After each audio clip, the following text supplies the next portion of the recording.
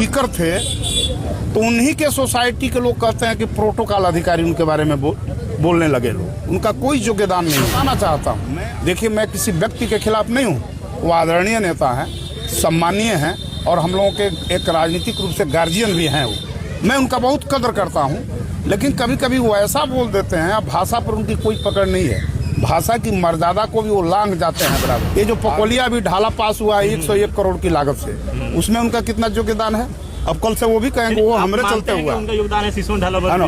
उनका योगदान जो है ना, सीवान के विकास की गति को रोकने में उनका योगदान रहा है उस संगठन का। उनकी व्यक्तिगत छोड़ दीजिए।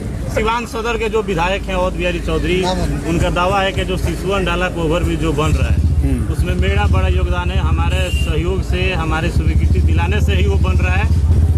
देखिए, एक बात बता, कितना बरस वो मंत्री रहे हैं, कितना वर्ष विधायक रहे? लगभग 25 वर्ष। अभी टर्म लेकर के 25 वर्ष रहे। 25 वर्ष। आज से 2005 के पहले उनके विधानसभा क्षेत्र में एक भी पिच सड़क था, सब ईंटकरण होगा और उनके फंड से भी कुछ ईंटकरने हुआ होगा। तो जो लोग 20 वर्ष में नहीं करवा सके कुछ और आज श्रेय लेने का कोशिश कर रहे हैं, ये जो पकोलिया अभी ढाला पास हुआ है 101 करोड़ की लागत से, उसमें उनका कितना योगदान है? अब कल से वो भी कहेंगे वो हमरे चलते हुआ उनका योगदान है सिसवन ढाला है ना। उनका योगदान जो है ना, सीवान के विकास की गति को रोकने में उनका योगदान रहा है उस संगठन का। उनकी व्यक्तिगत छोड़ दीजिए। जब स्पीकर थे तो उन्हीं के सोसाइटी के लोग कहते हैं कि प्रोटोकॉल अधिकारी उनके बारे में बोलने लगे लोग। उनका कोई योगदान नहीं है।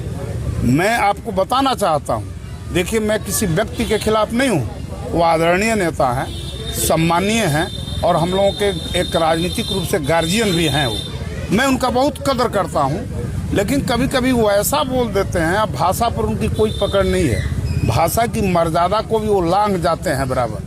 आदमी को मर्यादा में करनी चाहिए। ठीक है, कोई भी जनप्रतिनिधि या कोई श्रेय लेना चाहता है, कोई बुरा बात नहीं है। अगर सिसवन ढाला का पूर्णतः वो लेना चाहें तो ले ले, कोई दिक्कत नहीं है। लेकिन सीवान की जनता जानती है कि किनके बदौलत हुआ। वो बिहार के कैबिनेट से 17 महीना वो भी थे सरकार में, स्पीकर थे, क्यों नहीं पास करवा दिए, क्यों नहीं टेंडर करवा दिए? उसी 17 महीना का हवाला दे रहे हैं कि उसी 17 महीना के बीच में हमने इसको कराया तो स्वीकृति। अरे भाई, तक हुआ क्यों नहीं? हुआ क्यों नहीं? हो जाना चाहिए था, टेंडर करवा देना चाहिए था। हमको तो रेल मंत्रालय से जब प्रशासनिक स्वीकृति का लेटर आया और मीडिया के सामने मैंने रखा तो लोगों को विश्वास भी नहीं हो रहा था कि सचमुच सिसवन ढाला बनेगा। जब टेंडर हो गया, टेंडर हो जाने के बाद भी लोग कह रहे थे कि नहीं, गलती बोल रहे हैं रमेश जी। जब हाथ लगा तब बोल रहे हैं। ठीक है, इसी तरह देखिए, हम लोगों के शासन काल में सीवान में ऐतिहासिक विकास हुआ। 600 करोड़ की लागत से मैरवा में मेडिकल कॉलेज बना। सूता फैक्ट्री नाम से जो है यहाँ इंजीनियरिंग कॉलेज आज पढ़ाई हो रही है, वो चौधरी जी के शासन में ही वो खंडहर हो चुका था। सूता फैक्ट्री भी बंद हुआ, उन्हीं के शासनकाल में हुआ। ये लोग क्या बात करेंगे? मैरवा में 517 करोड़ की लागत से पावर ग्रिड बनने जा रहा है, जमीन भी चिन्हित हो गया। ये सब काम नीतीश जी के शासनकाल में हुआ। बाकी वे लोग कहने के लिए जिसको जो कहना वो करे।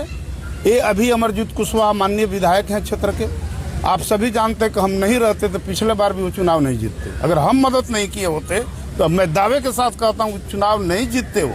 आज वो भी श्रेय ले रहे हैं विकास का। हाँ, उनका श्रेय इतना जरूर है कि सब संवेदकों से मोटी रकम जरूर ले लिए हैं। सब इस मामले में पूरा बदनाम है। आप लोग जाकर पता लगाइए। टिकट कटा था तो जो नाराजगी था उसका फायदा, नाराजगी की बात नहीं है। पार्टी ने ऐतिहासिक भूल किया उस समय और उसी का परिणाम था, नुकसान हुआ। अब पार्टी उस तरह की ऐतिहासिक भूल नहीं करेगी।